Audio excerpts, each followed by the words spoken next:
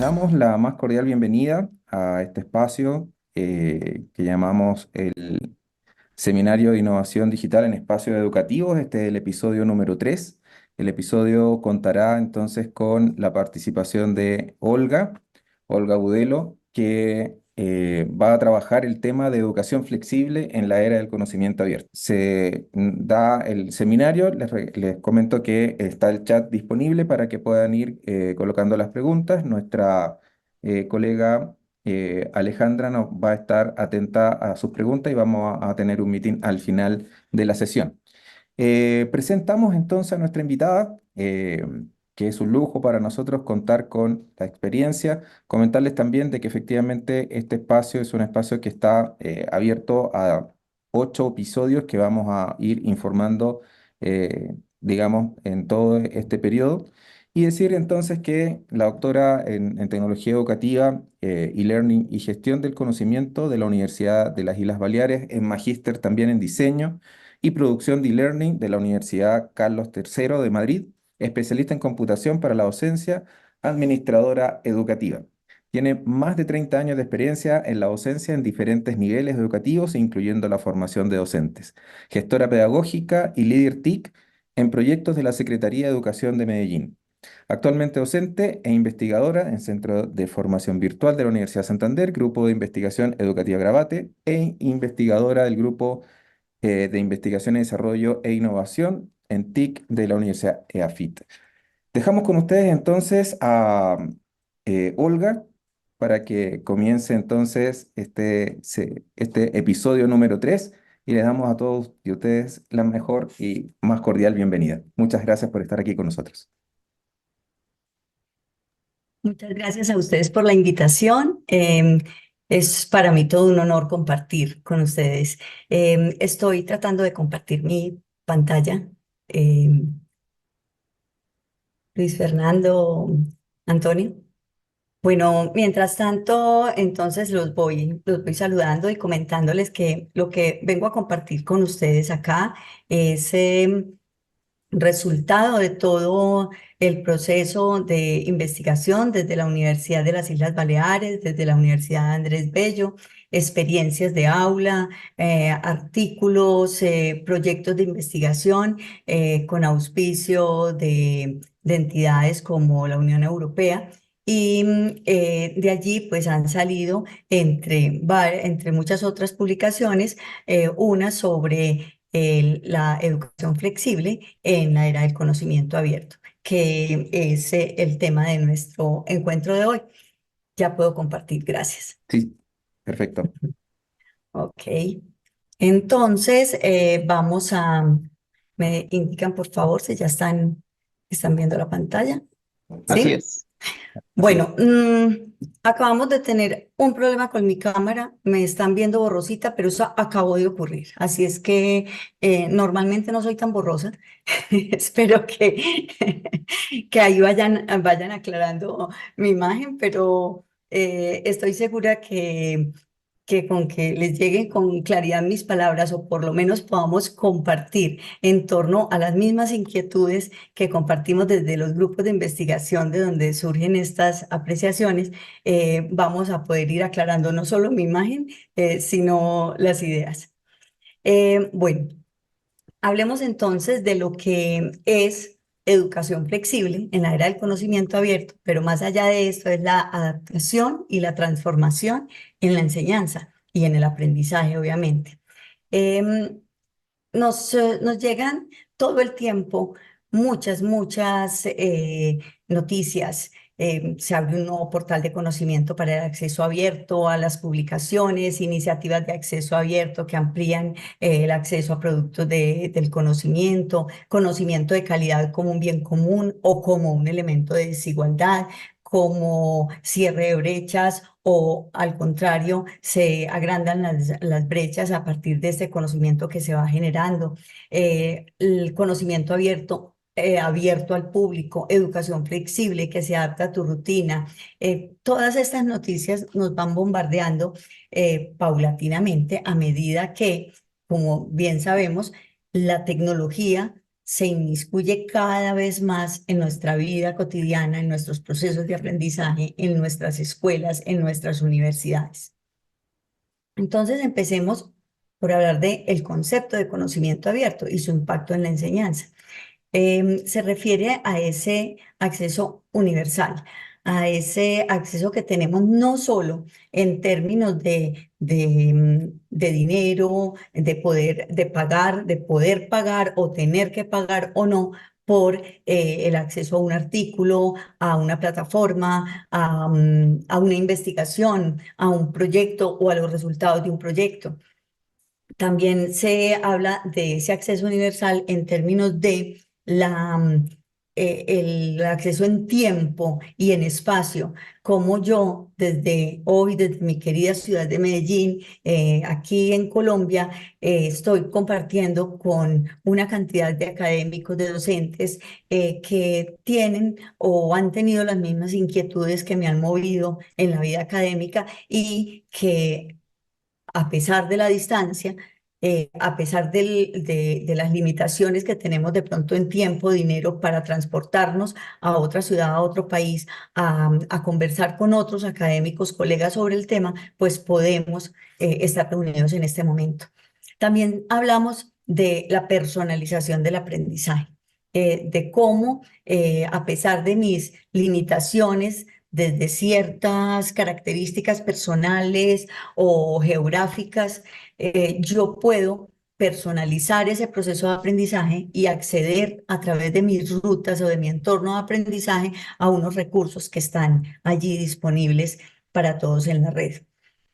Hablamos igualmente de colaboración y co-creación, porque esto que hace algunos años podría ser una locura, era impensable pensar que íbamos a tener, por ejemplo, a la doctora María Paz Prendes aquí, que fue la del episodio 2, o que vamos a tener al doctor Julio Cabero aquí a un clic de distancia para sentarnos con él mientras nos tomamos un café cada uno en su casa para hablar con estos académicos de renombre y plantearle nuestras inquietudes y de pronto incluso llegar a co-crear y a colaborar con ellos en alguna iniciativa.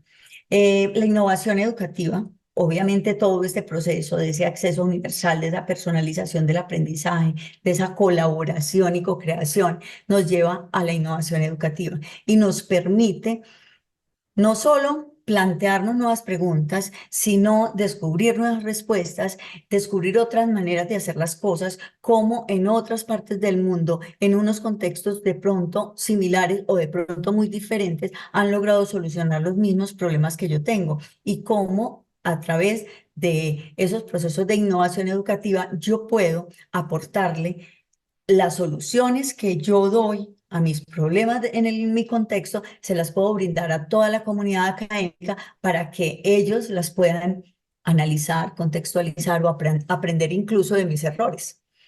Y la sostenibilidad y la eficiencia en términos de si todo esto que se está produciendo en la comunidad académica, en la comunidad investigativa, podemos hacerlo accesible, podemos brindarlo a otras comunidades, pero cómo eso puede llevar a hacer más sostenible y más eficientes algunos procesos de enseñanza, algunos procesos de aprendizaje. Ahora, ¿cómo podemos definir la educación flexible en la era digital? Bueno, hay unas características claves de la educación flexible que incluyen la modalidad de aprendizajes. Ya, esto es mundialmente reconocido, todos aprendemos diferente. Eso no quiere decir que para los maestros, para nosotros los maestros, como decían en mi presentación, pues antes que nada soy maestra, maestra de escuela, maestra de educación básica, con unos añitos de experiencia, 38 añitos. Em, y es mucho más fácil para el maestro echar a todos los estudiantes. Esta es una analogía, pues, no me caben en una caja, pero echarlos a todos en una caja y enseñar, orientar el aprendizaje para todos de la misma manera y evaluar a todos de la misma manera y sacarles a todos de acuerdo a la misma rúbrica de evaluación, a las mismas evidencias, em, sacar las notas que nos piden por políticas educativas en las escuelas y universidades.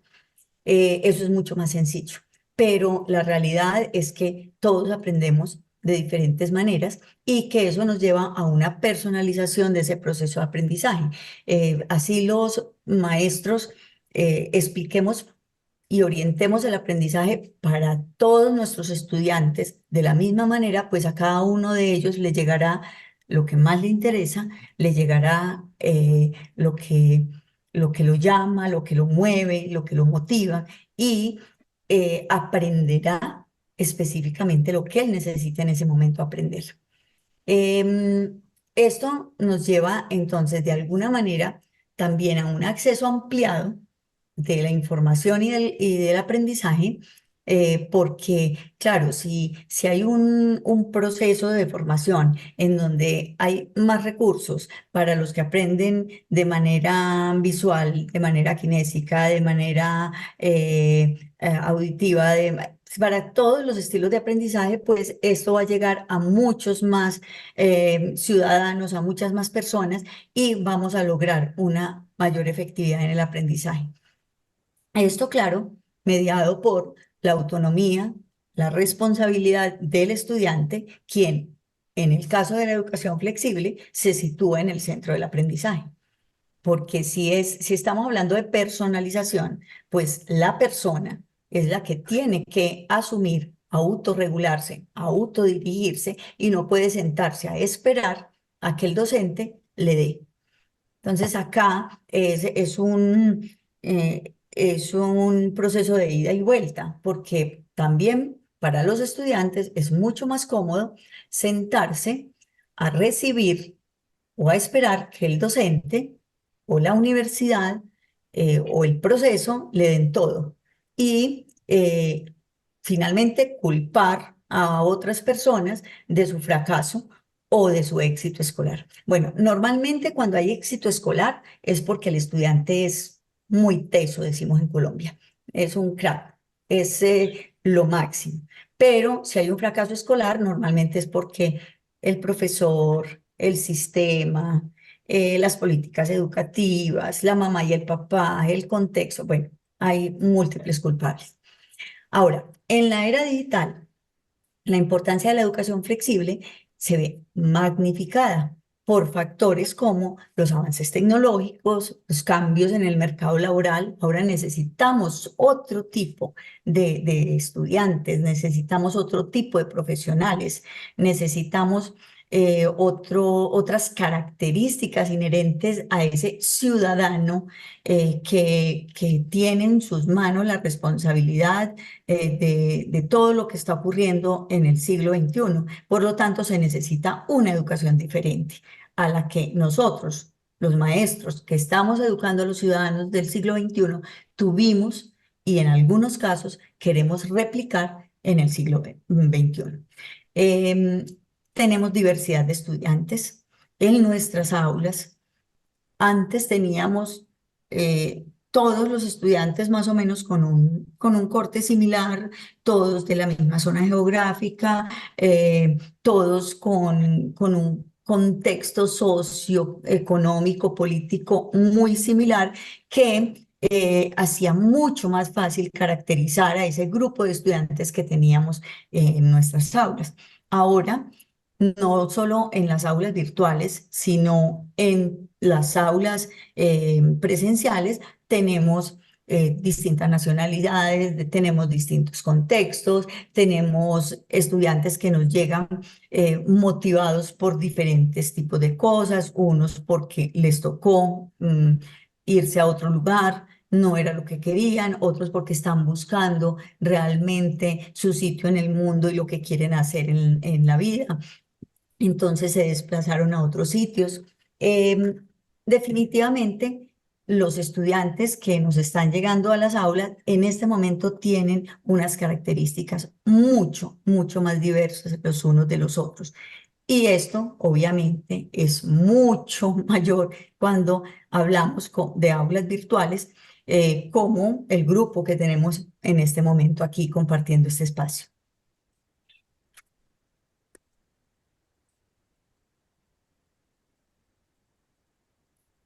Bueno, em, vamos a hablar ahora de la evolución de la pedagogía digital y la influencia en la enseñanza.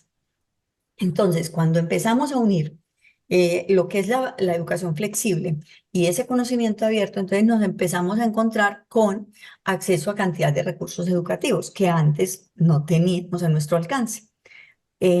Nos encontramos con recursos. Hola, estoy escuchando un ruido, un micrófono abierto, ¿me colaboran, por favor? eh, Acceso a diferentes recursos educativos, nos encontramos con personalización del aprendizaje, nos encontramos con ese aprendizaje situado, ese aprendizaje ubicuo que está situado en cualquier momento, en cualquier lugar. Nos encontramos con recursos y aplicaciones que le permiten a nuestros estudiantes, mientras van en el autobús, mientras están esperando una cita médica, ir leyendo un material, ir pensando o participando en un foro, participando en una discusión, haciendo un proyecto con compañeros que están ubicados en otra parte. Y esto nos lleva entonces al aprendizaje social, que definitivamente es una evolución de la pedagogía digital que tenemos latente en este momento. Estamos hablando de los proyectos colaborativos, estamos hablando de la co-creación, estamos hablando de encuentros como este, de laboratorios que nos permiten reunirnos con gente, con expertos diversos, con gente de todo el mundo y aprender de todos. Entonces, esa es una de las características principales de este momento de la pedagogía digital. Ahora, hay herramientas y recursos disponibles para facilitar ese aprendizaje flexible. Cantidad, tenemos plataformas de aprendizaje en línea. Sabemos que podemos acceder a cursos virtuales de acuerdo al tiempo que tenemos disponible, sin encuentros sincrónicos, todo asincrónico. Esto, pues aquí entran los MOOCs, donde yo busco el curso que quiero hacer en el momento que quiero hacerlo. Si quiero me certifico, si no quiero no me certifico, si quiero hago las actividades que me permiten evidenciar el aprendizaje, si no quiero no lo hago. También tenemos contenido educativo en línea, ya no como plataforma de aprendizaje como tal, sino, por ejemplo, cursos de tutoriales, videos, un recurso didáctico que me permite entrar y aprender lo que necesito justo en ese momento, cómo elaborar una hoja de vida, cómo hacer un ensamblaje de algo de ingeniería, o sea, aprender exactamente lo que necesito en el momento que lo necesito y en la medida que lo necesito. Tenemos también herramientas de colaboración en línea que nos permiten unirnos con otras personas, con expertos que antes no podríamos soñar con eso. En este momento están a un clic de distancia. Tenemos recursos multimedia interactivos que me permite ponerme a prueba. Aquí entran aplicaciones móviles educativas de gamificación, incluso juegos serios, en los que puedo medir un conocimiento que tengo. Todos los recursos de acceso abierto, aquí estamos hablando de publicaciones, de revistas, de los proyectos que me divulgan todo su proceso y los resultados y las limitaciones. Estamos hablando de las plataformas de tutoría en línea donde yo puedo acceder a conversar en un momento específico con un experto, con un delegado de un proyecto para que me indique algo específico que necesito resolver en ese momento. Entran también acá, dentro de estas plataformas de tutoría en línea y de aprendizaje, las de microlearning, cursos hechos a la medida, cápsulas de aprendizaje que me llegan por WhatsApp y que me permiten también tener un certificado si yo así lo requiero. Y para acceso abierto disponibles, pues están las plataformas de cursos en línea, los MOOCs. Miren estos son los puntos de encuentro entre lo que conocemos como el, el acceso abierto, el conocimiento abierto y la educación flexible. Los repositorios de recursos educativos abiertos que no solo me permiten a mí crear mis recursos educativos, sino que me preguntan si quiero dejarlos allí, listos, en línea, para que todos los otros docentes, académicos, estudiantes que quieran acceder, que quieran aprender a través de mi recurso o construir a partir de mi recurso, puedan hacerlo. Las plataformas de aprendizaje colaborativo, los bancos de preguntas y exámenes que tienen este mismo sistema. Yo construyo mi examen, construyo mi proceso mi encuesta, mi rúbrica y la puedo dejar a disposición de otros académicos, de otras instituciones que las contextualizan, las mejoran, las reforman, las validan. Las bibliotecas digitales y archivos en línea y las revistas y publicaciones académicas que son definitivamente lo que son repositorios, bibliotecas digitales, revistas y publicaciones, son las que con mayor frecuencia nos dan ese acceso al conocimiento abierto, obviamente. Ahora, aquí encontramos una gran limitación y es las competencias digitales de los docentes y de los estudiantes. Porque a pesar de que se nos ha vendido la idea de que los estudiantes nuestros tienen un chip incorporado para manejar la tecnología, no podemos dar por hecho, no podemos suponer que realmente nuestros estudiantes tienen ciertas habilidades. Por ejemplo, es posible que tengan habilidades para hacer un TikTok, es posible que tengan habilidades para hacer unos videos, para grabar un podcast, pero no necesariamente tienen la habilidad para consultar, para acceder a un repositorio, a una biblioteca digital o a ciertas revistas y publicaciones académicas. Eh, Incluso de manejar, de gestionar la información de manera adecuada, de tal manera que puedan no solo acceder a estos recursos a través de bases de datos indexadas, que algunos de nuestros estudiantes preguntarán, ¿y eso qué es?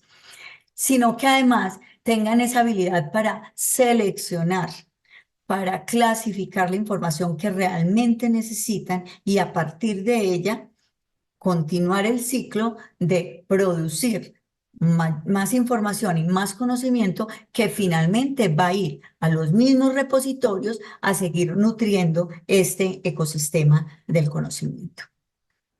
Ahora, hay enfoques pedagógicos flexibles que nos van a permitir seguir trabajando en esta línea del aprendizaje flexible, personalizado y del conocimiento abierto. Aquí entran todos los enfoques que tienen que ver con el aprendizaje personalizado, basado en proyectos, todas las metodologías activas, aprendizaje activo, el aprendizaje móvil y a distancia, el aprendizaje adaptativo, el aprendizaje ubicuo, el microlearning.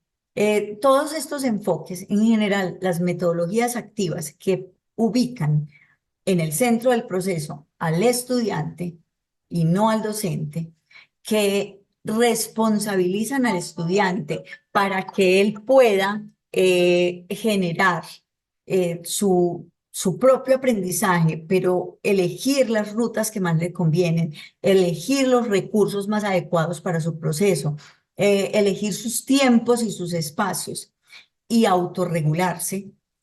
Todos estos enfoques nos van a llevar a la flexibilidad de la educación y nos van a llevar también a esa producción del conocimiento abierto.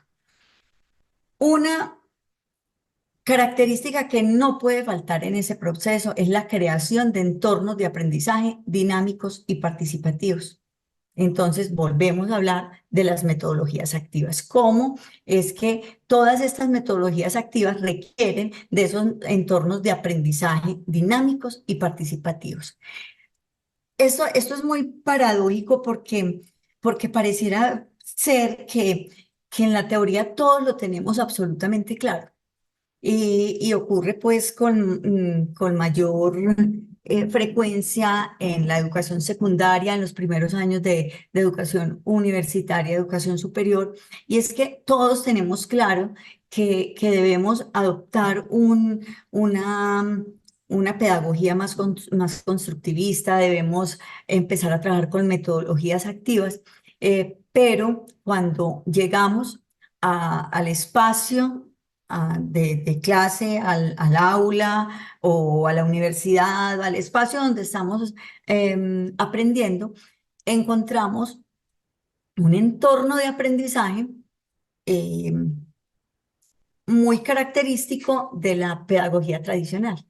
Entonces encontramos las filas, todos los estudiantes sentados en silencio, cada uno con su libro de lectura o con su computador para leer o para desarrollar cierta actividad, pero entonces esto como que riñe con esa teoría donde decimos, bueno, necesitamos es un entorno de aprendizaje diferente, necesitamos que todos estemos participando, que el profe no sea el que esté adelante explicando, que sean los estudiantes los que de cierta manera exploraron, identificaron ciertas cosas, ahora las traen a su grupo de clase, sea por aula invertida, sea por gamificación, sea por un enfoque basado en problemas, por la metodología que estemos adoptando en ese momento, pero necesitamos que eso se refleje desde el entorno de aprendizaje que es distinto, que está dispuesto de una manera diferente. Y con entorno de aprendizaje dinámico no nos estamos refiriendo solamente a que los estudiantes estén sentados en grupo, nos estamos refiriendo al tipo de mobiliario, al tipo de recursos que hay en el aula, a la posición en la que está ubicada el docente, a la posición y las dinámicas y las actividades que están haciendo los estudiantes. Es allí donde estamos hablando de ese aprendizaje dinámico y participativo. Y esto, como les digo, se vivencia desde el momento en que pisas el aula y ves la manera como está organizada. El diseño instruccional juega acá un papel muy importante también en ese entorno de aprendizaje, porque si es un entorno flexible, no podemos pretender que todos los estudiantes vayan marchando al mismo ritmo y sobre los mismos contenidos o sobre los mismos recursos, sobre los mismos procesos en el aula. Es posible que todos estemos trabajando en torno a las mismas competencias, a los mismos procesos o al mismo problema o al mismo contexto que se dio en general, pero esto no nos lleva a la educación flexible si no hay, según vemos en esta gráfica, que la evolución nos ha ido enseñando, el diseño instruccional también ha evolucionado, entonces si no hay uso de TIC, si no hay flexibilidad, si no hay colaboración, si no hay aprendizaje autónomo, si no hay una valoración de las inteligencias múltiples y si no hay una combinación de ambientes virtuales o ambientes mixtos. Entonces, es posible que sí, tengamos un mismo punto de partida, la competencia que vamos a desarrollar. Es posible que tengamos el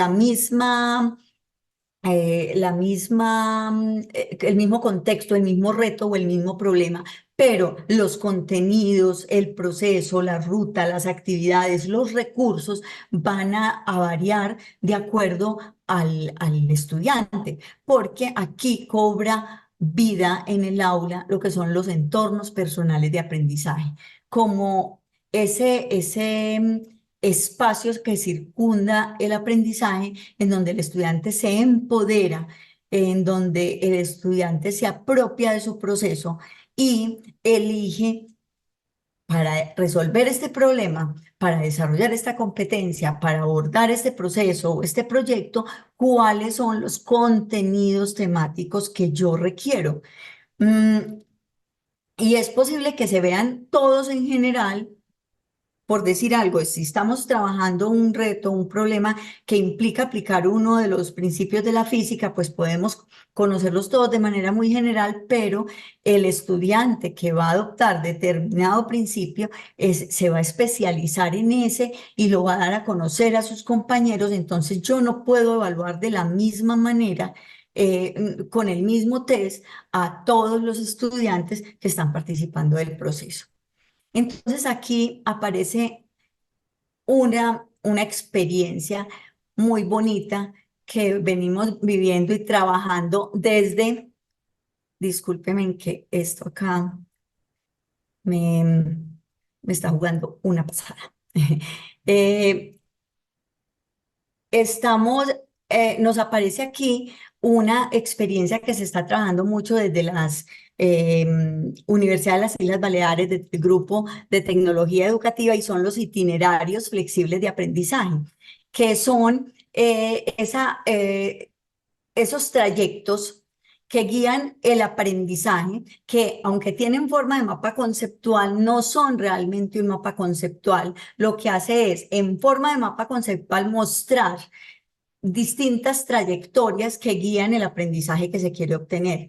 Muestra los contenidos organizados y se orientan por ese diseño instruccional preparado por el docente, pero que le da al estudiante la flexibilidad para que elija entre cuál ruta quiere seguir para obtener su aprendizaje. Entonces, nos garantiza de alguna manera que hay unos ambientes virtuales de aprendizaje que están como allí dispuestos para todos los estudiantes, pero que permiten que cada estudiante elija rutas, elija contenidos, elija recursos de acuerdo a su estilo de aprendizaje, que pueda elegir incluso cómo quiere evidenciar que obtuvo ese aprendizaje, porque hay un ejercicio de autonomía para que elija la ruta, pero también para que elija cómo va a evidenciar que sí aprendió, que sí obtuvo o desarrolló la competencia que se esperaba. Entonces permite que pueda evidenciar de diferentes maneras el logro de sus objetivos. Eso es lo que es un itinerario flexible de aprendizaje, que en forma de mapa conceptual se vería de esta manera. eh, Este, por ejemplo, es un itinerario flexible de aprendizaje sobre uso de simuladores en educación, una experiencia que desde la Universidad de Santander en Colombia se trabajó en la Universidad de las Islas Baleares, pero que tiene un componente adicional mucho más interesante para la flexibilidad del aprendizaje, y es el codiseño curricular.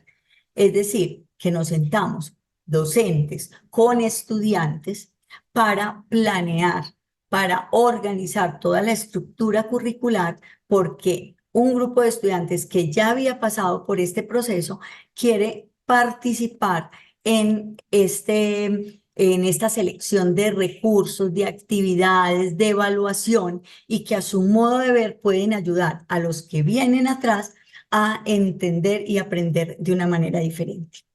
Las redes y las comunidades de práctica son otra de las experiencias que nos llevan a hablar y a entender lo que es todo este acceso abierto al conocimiento y todo lo que implica trabajar en el aprendizaje flexible. Para esto tenemos entonces una comunidad de práctica en donde estamos fortaleciendo la investigación, la colaboración académica, la interdisciplinariedad, la internacionalización, la promoción de la innovación, la visibilidad profesional y el desarrollo continuo, y la coautoría de proyectos. Esto es muy importante porque entonces podemos reunirnos. Hay una red muy bonita que yo quiero mucho que se llama la RILPE, es la Red Iberoamericana en Investigación de Prácticas Educativas, donde participan 20 países, y, y allí hay una serie de académicos que estamos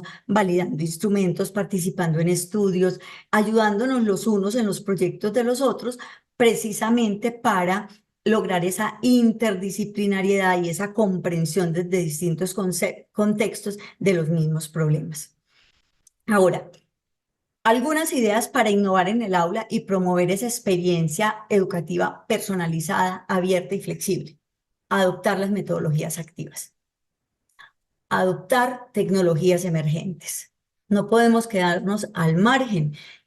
Que ahora hay todo un movimiento en torno a si los móviles van al aula, si no deben ir al aula, que se prohíban, que no se prohíban.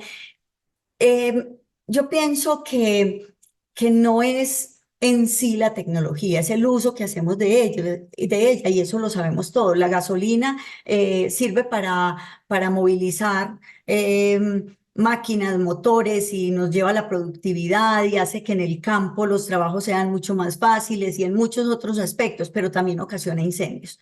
Entonces, no es en sí la tecnología, es el uso que estamos haciendo de ella. ¿Sí? Ahora tenemos el boom de la inteligencia artificial. ¿Qué estamos haciendo con ella? ¿La prohibimos?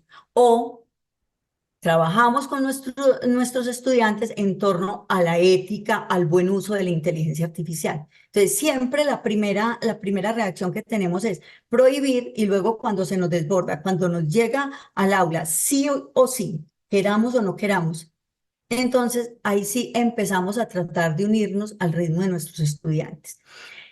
Crear nuevos entornos de aprendizaje y empezar a generar ese cambio de roles. Esa experiencia que les contaba de codiseño, de sentarme con unos estudiantes que ya trabajaron conmigo esto, que vivieron la experiencia y que pueden decirme desde su punto de vista qué fue lo que más les aportó, qué fue lo que menos les aportó, con qué fue con lo que más aprendieron, fue lo que más los motivó, o qué se les ocurre a ellos de cómo puedo yo enriquecer ese proceso que estoy disponiendo para otros estudiantes que vienen detrás de ellos. Ese proceso de codiseño es realmente enriquecedor, pero implica que el maestro se baje del pedestal del conocimiento absoluto y se siente a co-crear con los estudiantes.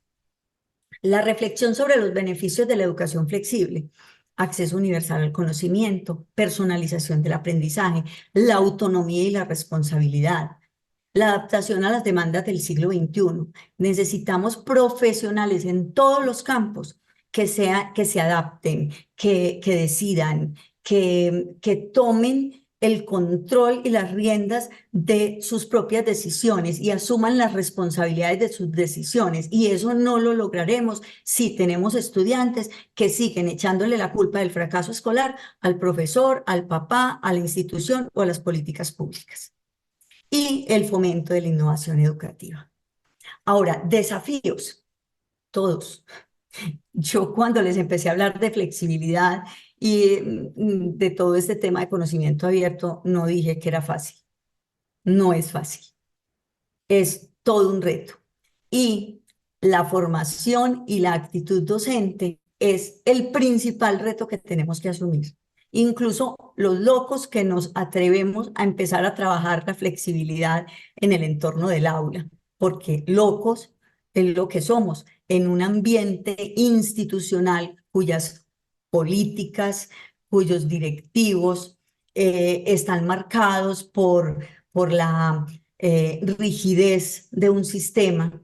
Entonces, esa es lo primero, el primer límite que tenemos que enfrentar es ese: la formación y la actitud del docente, la gestión del tiempo y la motivación, la evaluación del aprendizaje. Si ya es duro evaluar 45, 50, 60 estudiantes, a todos con el mismo test, ahora, ¿cómo voy a evaluar a una cantidad de estudiantes cuando todos hicieron un proceso diferente? Es todo un reto, pero ya hemos tenido experiencias de cómo podemos hacerlo. Entonces entra la coevaluación, entra la autoevaluación, entra las mismas rúbricas que el estudiante construye y con el cual se evalúa. La calidad del contenido, estamos hablando entonces de ese acceso abierto, de esa divulgación de esa divulgación del conocimiento, pero entonces ahí también entra, bueno, ¿y qué pasa con la calidad del contenido? O sea, es la misma calidad de cuando solamente podían publicar los expertos por allá, esos doctores que nos traen a darnos estos episodios del seminario, o todos podemos publicar y todos podemos aportar y cómo regulamos ese contenido. Em, Recomendaciones para finalizar: competencias digitales docentes, antes que las de los estudiantes. Los docentes tenemos que estar preparados para enfrentar todo esto que estamos viviendo y, claro, ayudarles a nuestros estudiantes a desarrollar esas competencias digitales. Un diseño del contenido más accesible, fomento de todo el aprendizaje activo. Les decía ahorita, metodologías activas y tecnologías emergentes tienen que trabajar juntas. Flexibilizar la evaluación, seguir fomentando la colaboración y la comunidad, lo que son las comunidades de práctica, virtuales, presenciales, dentro del aula, todas las comunidades. Esa promoción del acceso abierto al conocimiento y definitivamente apoyo y orientación del maestro, que es algo que la tecnología no nos va a quitar si lo hacemos bien hecho. Apoyo y orientación a nuestros estudiantes. Nuestros referentes para todas estas experiencias y proyectos, el doctor Novak, Alberto Cañas, todo el grupo de tecnología educativa de la Universidad de las Islas Baleares, el grupo de la Universidad Andrés Bello. Y con esto espero haber dejado una semillita de cómo podemos hacer para flexibilizar y para acceder a ese conocimiento abierto. Muchísimas gracias. Muy bien, muchísimas gracias, Olga. Em, Tenemos algunas preguntas, algunos comentarios y también algunas participaciones. No sé si está nuestra colega Ale. Ale, ¿estás por ahí? Si es que has podido organizar para poder entregarle las preguntas ordenadas a Olga y que pueda ahí interactuar con la audiencia. Gracias, Antonio. Claro que sí. Buenas tardes para todos, doctora. Un gusto saludarla. Me Buenas permite, tardes, que no sean difíciles las preguntas, que hoy es viernes. bueno, vamos a ver qué tal está el público el día de hoy, doctora. Para iniciar, quiero compartirle una pregunta que nos hace Rafael Morales por el chat. Dice así: ¿se puede codiseñar y ofrecer educación flexible con cualquier tipo de estudiantes? Esa sería la primera. Va complementada con una segunda, que dice: con los tipos de Bueno, estudiantes que nos están llegando ahora, después de 3 años de educación de la pandemia, o sea, nos pregunta por los tipos y por la característica de los que tenemos actuales. ¿Qué opina, doctora? ¿Qué nos puede compartir al respecto? bueno, ¿con qué tipo de estudiantes? Les cuento que inicialmente empezamos a hacer codiseño con estudiantes universitarios. ¿Sí? En este momento tenemos una experiencia que ya estamos publicando. Ya sale en este mes la publicación con estudiantes de séptimo grado en Colombia. Eso es segundo ESO. Estamos hablando de estudiantes de 12, 13 años. Nos sorprendieron los resultados. Estas chicas, porque eran solo niñas, un colegio femenino, nos ayudaron a codiseñar una guía integrada de 3 asignaturas y realmente resultados sorprendentes. Ahora, después de la pandemia, eh, sí, es que, a ver, yo creo que antes la pandemia nos ayudó un poquito. A los docentes de tecnología educativa nos ayudó muchísimo, porque éramos siempre el patito feo, la tecnología no, la educación virtual no, y plum, todos a educación virtual. Entonces, ahora la educación virtual sí, bueno, lastimosamente, después de eso, todos estábamos desesperados, todos, bueno, muchos estaban desesperados por volver a la normalidad. Tristemente, algunos volvieron exactamente a la normalidad de antes de la pandemia, pero muchos otros no. Entonces, muchos docentes aprendieron mínimamente, que nunca se les había ocurrido abrir un correo, abrir un espacio virtual. Los estudiantes tuvieron que entrar a ese proceso. Entonces, esto de cierta manera empieza a ayudar en la autonomía del estudiante. Entonces yo creería que antes es justo después de la pandemia. que hemos desarrollado un poquito más de las competencias digitales, que podemos pensar en eso. Gracias, doctora, por su respuesta y el ejemplo tan puntual. Para darle continuidad, le voy a compartir una pregunta que nos comparte Luis Lastra y dice así: ante esta adaptabilidad de la que usted habla y que tiene todo el sentido lógico que se merece, ¿cómo se diseña y trabaja la triada en el diseño instruccional? Es decir, el modelo de diseño de instrucciones, el diseño como tal y la teoría de aprendizaje al momento de generar una instancia formativa específica, especialmente en la evaluación. ¿Qué nos puede compartir, doctora? Bueno, vamos a ver si entendí la pregunta, pero entonces, ¿cómo puedo generar? Primero tengo que generar espacios. El diseño instruccional es el punto de partida, es la brújula. Entonces, siempre, así sea, para dar una clase tradicional, pararme frente al tablero, yo tengo que retomar el diseño instruccional, ¿sí? Entonces, tengo que saber qué es lo que voy a trabajar con mis estudiantes, con qué recursos los voy a trabajar, cómo lo voy a evaluar. Y ese es, o sea, yo creo que está tan inherente a la labor que hacemos los docentes que algunos decimos, ay, pero yo diseño instruccional, yo no, todos lo tenemos que hacer. Lo que pasa es que lo invisibilizamos. Entonces, el diseño instruccional está sí o sí. Ahora, ¿dónde, en qué entorno de aprendizaje lo hago? Entonces ahí es donde empiezo a cambiar. Bueno, entonces no va a ser en el espacio del aula, sino que va a ser en un espacio virtual. O voy a crear un espacio físico diferente en el aula, voy a organizar los computadores o las sillas de cierta manera, voy a colocar allí unos recursos, voy a colocar allí tales otros recursos, voy a colocar unos documentos allí y voy a generar que cada uno mire si quiere un computador, si quiere leer un documento o si quiere ver un video que está en aquel otro espacio. Ahí ya diversifiqué mi entorno de aprendizaje. Otro puede decir, pero además de eso voy a colocar un foro virtual en donde van a haber unas preguntas orientadoras y yo voy a estar liderando ese foro virtual. Ahí estoy generando un entorno de aprendizaje distinto y de igual manera estoy disponiendo los contenidos de aprendizaje que requieren, que de pronto no todos lo van a necesitar al mismo tiempo, como explicaba ahorita, porque es dependiendo del proyecto que esté desarrollando, de cuál contenido o de cuál competencia me voy a pegar más. Y finalmente, la evaluación sí tiene que estar muy en línea con el proceso que desarrolla cada estudiante. Entonces es casi como que la evaluación, el mismo estudiante nos tiene que ayudar a mirar qué aprendió y eso en marco del diseño instruccional, que es el que nos dice qué debería haber aprendido, en qué proceso del aprendizaje, hasta qué indicador llegaste y en qué medida lo hiciste.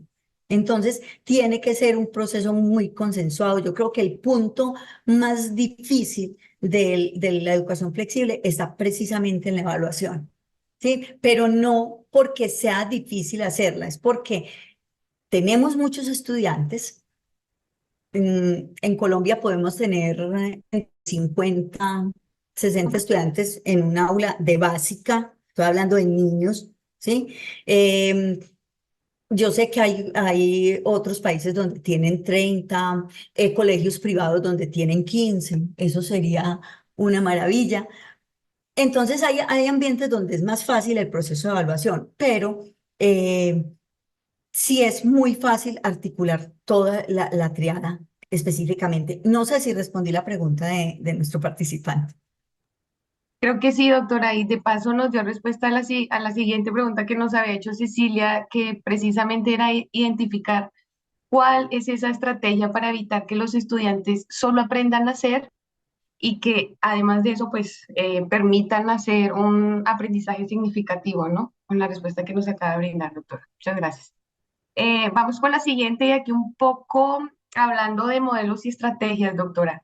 ¿Considera que el modelo TPACK específicamente nos puede ayudar a la implementación de un aprendizaje flexible? Definitivamente. Sí, y es que cuando estaba hablando justo de que tenemos que trabajar metodologías activas con tecnologías emergentes, pues estamos hablando de que hay que trabajar.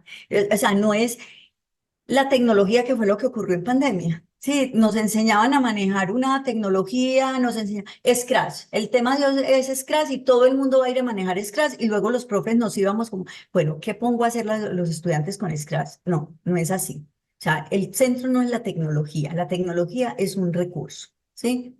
Entonces, el aprendizaje. ¿Qué es lo que necesitamos aprender? ¿En qué es lo que me voy a enfocar en el proceso de aprendizaje? Ahora, ¿qué tecnología me va a ayudar a hacer? ¿Con qué contenidos voy a trabajar? ¿Qué proceso voy a liderar? Entonces, definitivamente, yo creería que no puedo trabajar educación flexible si no me baso en modelos como TIPAC. Gracias, doctora. En ese orden de ideas, ¿usted considera que se debe dar el binomio de competencia digital docente y madurez digital en la institución? Es decir, que cuente con la infraestructura y la conectividad. Mm, Bueno, ahí yo me van a matar.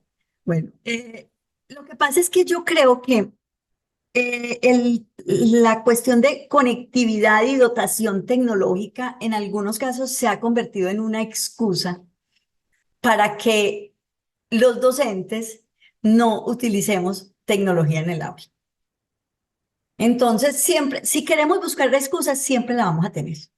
Mi institución es inmadura tecnológicamente. Entonces, mi institución no tiene tecnología.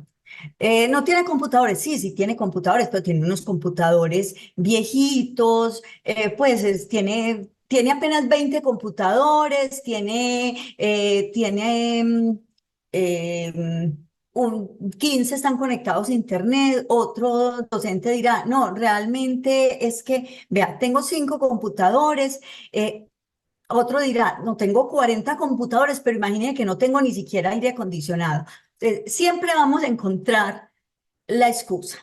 Si nosotros nos vamos a revisar experiencias significativas con tecnología en las aulas de clase, vamos a encontrar incluso, y los reto a que lo busquen, docentes que han hecho un proyecto colaborativo entre aulas de un país de Sudamérica con una institución mexicana con un solo computador en el aula, conectado a través del teléfono del rector de la institución. Entonces, no es la cantidad de dotación que tengamos, es con lo que tengo, ¿qué puedo hacer? ¿Qué puedo hacer? Es que no tengo internet. Bueno, hay una herramienta que se llama JClick que te permite hacer y no necesita internet, te permite hacer crucigramas, sopas de letras. Bueno, claro que internet o sea, mientras más recursos tengamos, muchas más posibilidades tenemos. Sí, eso es claro. Pero no porque no tengamos la madurez institucional al 100%, no podemos trabajar con tecnología. Siempre nos va a hacer falta hábil. Siempre vamos a estar buscando algo más. Usted no sabe, usted, profe, solamente sabe usar Word. ¿Qué puede hacer con Word?